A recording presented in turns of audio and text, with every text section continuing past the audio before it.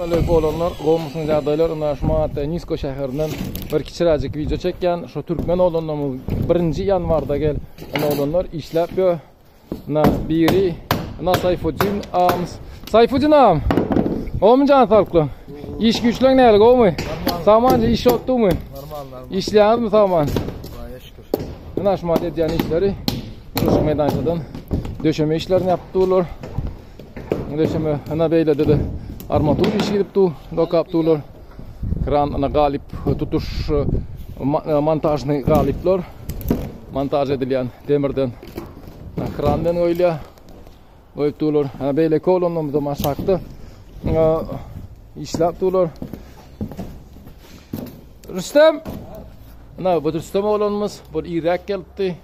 Teadilin öň ýanyna geldi. Ana berde da bu oğlanımız aşakdy işläp ber.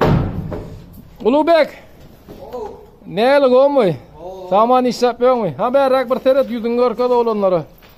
Na, ýene bir oğlanymyz. Ruslan hadi Ruslan. Nerdesin am? Gomy? İş güç gowy dämi? Na, berde ne aşakdy. İşläpdi. Aylık bir yarım. Neme der?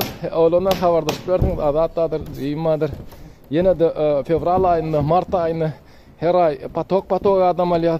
Diňe buljalar däl, Polşada däl, başga şäherlerden, başga ýurtlardan planymyzda bar. Alyp tur Finlandiýa gitmekçi, Germaniýa gitmekçi habardaşar.